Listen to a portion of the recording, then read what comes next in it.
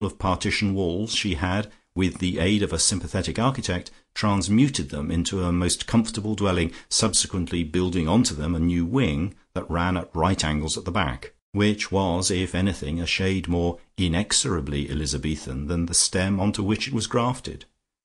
For here was situated the famous smoking parlour with rushes on the floor, and a dresser ranged with pewter tankards, and leaded lattice windows of glass so antique that it was practically impossible to see out of them. It had a huge open fireplace framed in oak beams, with a seat on each side of the iron-backed hearth within the chimney, and a genuine spit hung over the middle of the fire.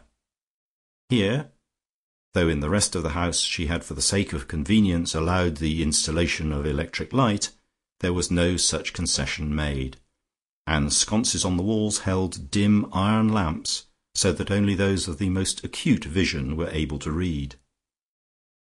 Even then reading was difficult, for the bookstand on the table contained nothing but a few crabbed black-letter volumes dating from not later than the early 17th century, and you had to be in a frantically Elizabethan frame of mind to be at ease there. But Mrs. Lucas often spent some of her rare leisure moments in the smoking parlour, playing on the virginal that stood in the window, or kippering herself in the fumes of the wood fire, as with streaming eyes she deciphered an Elzevir Horace, rather late for inclusion under the rule, but an undoubted bargain. The house stood at the end of the village that was nearest the station, and thus when the panorama of her kingdom opened before her, she had but a few steps further to go. A yew hedge, bought entire from a neighbouring farm, and transplanted with solid lumps of earth and indignant snails around its roots, separated the small oblong of garden from the road, and cast monstrous shadows of the shapes into which it was cut across the little lawns inside. Here, as was only right and proper, there was not a flower to be found save such as were mentioned in the plays of Shakespeare. Indeed, it was called Shakespeare's garden, and the bed that ran below the windows of the dining-room was Ophelia's border, for it consisted solely of those flowers which that distraught maiden distributed to her friends when she should have been in a lunatic asylum. Mrs. Lucas often reflected how lucky it was that such institutions were unknown in Elizabeth's day, or that, if known, Shakespeare artistically ignored their existence. Pansies naturally formed the chief decoration, though there were some very flourishing plants of rue. Mrs. Lucas always wore a little bunch of them when in flower to inspire her thoughts, and found them wonderfully efficacious. Round the sundial, which was set in the middle of one of the squares of grass, between which a path of broken paving stone led to the front door, was a circular border, now, in July, sadly vacant, for it harboured only the spring flowers enumerated by Perdita. But the first day every year when Perdita's border put forth its earliest blossom was a delicious anniversary, and the news of it spread like wildfire through Mrs. Lucas' kingdom, and her subjects were very joyful, and came to salute the violet or daffodil or whatever it was. The 3 cottages dexterously transformed into the Hurst represented a charmingly irregular and picturesque front. 2 were of the grey stone of the district, and the middle one, to the door of which led the paved path, of brick and timber. Latticed windows with stone mullions gave little light to the room within, and certain new windows had been added. These could be detected by the observant eye, for they had a markedly older appearance than the rest.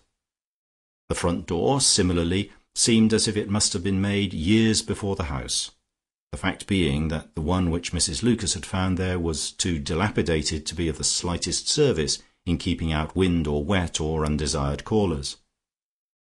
She had therefore caused to be constructed an even older one, made from the oak planks of a dismantled barn, and had it studded with large iron nails of antique pattern made by the village blacksmith. He had arranged some of them to look as if they spelled A.D. 1603. Over the door hung an inn sign, and into the space where once the sign had swung was now inserted a lantern, in which was ensconced, well hidden from view by its patinated glass sides, an electric light. This was one of the necessary concessions to modern convenience, for no lamp nurtured on oil would pierce those genuinely opaque panes and illuminate the path to the gate. Better to have an electric light than cause your guests to plunge into Perdita's border. By the side of this fortress door hung a heavy iron bell pull ending in a mermaid. When first Mrs. Lucas had that installed, it was a bell pull in the sense that an extremely athletic man could, if he used both hands and planted his feet firmly, cause it to move, so that a huge bronze bell swung in the servants' passage, and eventually gave tongue, if the athlete continued pulling, with vibrations so sonorous that the whitewash from the ceiling fell down in flakes. She had therefore made another concession to the frailty of the present generation, and the inconveniences of having whitewash falling into salads and puddings on their way to the dining room, and now at the back of the mermaid's tail was a potent little bone button, coloured black and practically invisible, and thus the bell pull had been converted into an electric bell push. In this way visitors could make their advent known without violent exertion.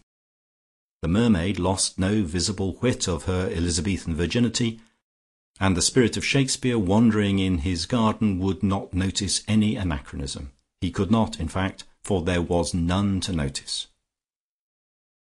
Though Mrs. Lucas' parents had bestowed the name of Emmeline on her, it was not to be wondered at that she was always known among the more intimate of her subjects as Lucia, pronounced, of course, in the Italian mode, La Lucia, the wife of Lucas. It was as Lucia mia that her husband hailed her as he met her at the door of the Hurst. He had been watching for her arrival from the panes of the parlour while he meditated upon one of the little prose poems which formed so delectable a contribution to the culture of Riseholme. For though, as had been hinted, he had in practical life a firm grasp of the obvious, there were windows in his soul which looked out onto vague and ethereal prospects, which, so far from being obvious, were only dimly intelligible.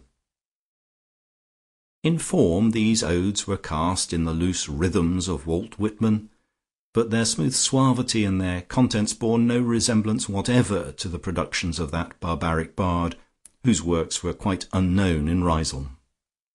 Already a couple of volumes of these prose poems had been published, not, of course, in the hard business-like establishment of London, but at Ye Sign of Ye Daffodil on the village green, where type was set up by hand, and very little, but that of the best, was printed.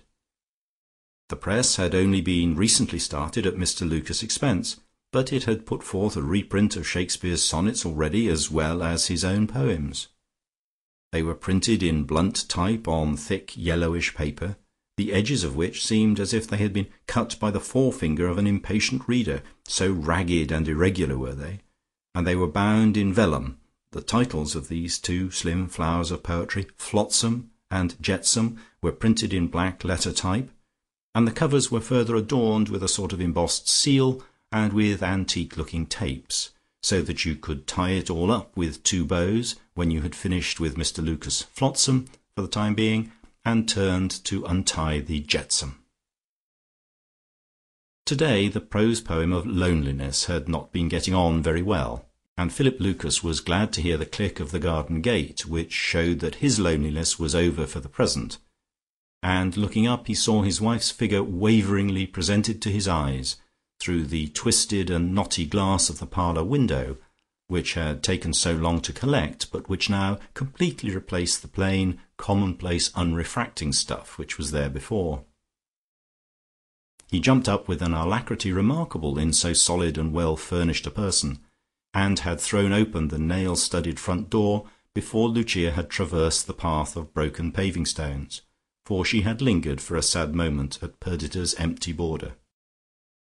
"Lucia mia," he exclaimed, "ben arrivata. So you walked from the station?"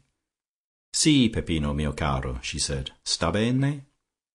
He kissed her and relapsed into Shakespeare's tongue, for their Italian, though firm and perfect as far as it went, could not be considered as going far, and was useless for conversational purposes, unless they merely wanted to greet each other or to know the time.